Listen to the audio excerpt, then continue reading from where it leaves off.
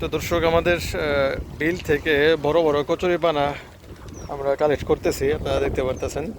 তো আমরা এটা নামাবো এবং নামার পরে যদিও দেখেন মানে মনে হচ্ছে যে হাঁস আসলে এখান থেকে অনেক কিছু পাবে। একটু একটু একটু সামনে আবার একটু সামনে। তো হাঁসগুলো অপেক্ষায় আছে, দেখা যাক আল্লাহ ভরসা। হ্যাঁ, এনে রাখো। একবারে একবারে মেরে দিবা পানিতে নাকি? বান্দা খুললে খালি মিলে মারো।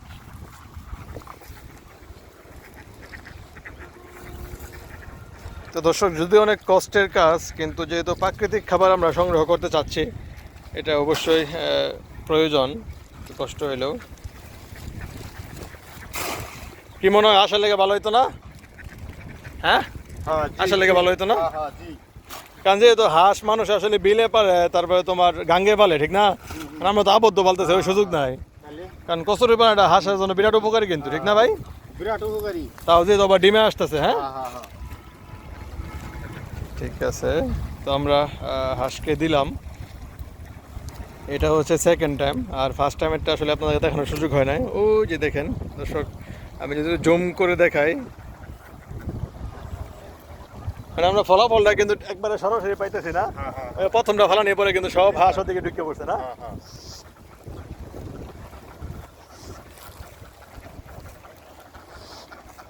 আর এখানে হচ্ছে আমাদের সেকেন্ড টাইম ফালানো হয়েছে। ওরা একটু ভয় পাচ্ছে, যেহেতু আসলে কোনো সময় এরকম দেওয়া হয় নাই, আজকে প্রথম। তো ওইখান থেকে কিছু আবার ঘুরে ঘুরে এখানে আসতেছে। মাঝখানে একটা পুরো একদল একটা কচুরিপানার বড় একটা ঝাঁপ আসলে মাঝখানে নিয়ে নিছে। আর আমরা অপেক্ষায় থাকবো আসলে যে এখানে কোন সময় আসা প্রথম ঠোকরটা দিবে। আমরা মোটামুটি চেষ্টা করব যে ওই কর্নার থেকে একবারে ওই কর্নার পর্যন্ত কচুরিপানা দিয়ে আসলে ভরে ফেলবো। কারণ দেখেন এখান থেকে আসলে হাঁসের সংগ্রহ করার অনেক কিছু আছে। দেখেন এই ডাটাটা একবারে নরম, তারপরে এই যে এগুলা কিন্তু খুব সহজে ছিঁড়া যায়, ঠিক না? দেখেন এইগুলা হাঁসের জন্য আমি মনে করি খুবই উপকারী।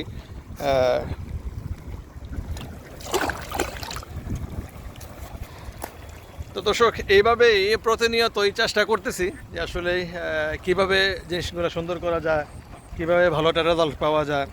তো প্রাকৃতিক যে কোনো জিনিসই আসলে প্রত্যেক প্রাণীকুলের জন্য কিন্তু খুবই ইম্পর্টেন্ট বিষয় এবং খুবই উপকারী একটা বিষয়।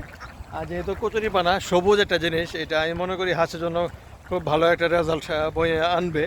যদিও আমরা হাঁসগুলা কিন্তু খামারের মধ্যেই সবসময় ছাড়া থাকতেছে, তারপরে আপনার খালে ছাড়তে পারতেছে না, বিলে ছাড়তে পারতেছি না।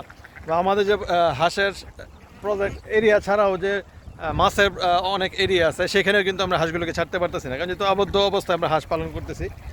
তো এই জন্য আমি চেষ্টা করব বাহির থেকে মানে খুব মানে ওদের যেন মানে কোনোভাবেই প্রাকৃতিক বিষয়গুলো ঘাটতি না পড়ে। কারণ আপনারা জানেন যে আমরা এজলা চাষ করতেছি, তারপর হচ্ছে খাবারের পাশাপাশি আমরা বিটল লার্ভাটা আসলে ওদেরকে প্রয়োগ করবো ইনশাল্লাহ, চেষ্টা করতেছি, উৎপাদন চলতেছে। তো সেই সুবাদে আমি মাঝে মাঝে কচুরি পানা দেই। আর এটা হচ্ছে বড় কচু, মানে কচুরি পানা বড়টা আর কি, আর এটা আছে ধানি পানা। তো আমরা সব কিছু মিলিয়ে এই চেষ্টা করি যে আপনাদের হাঁসগুলো যেন সুস্থ সবল থাকে।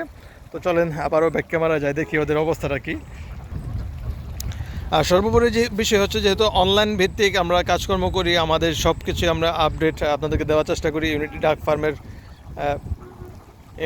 ফার্ম পেজের মাধ্যমে।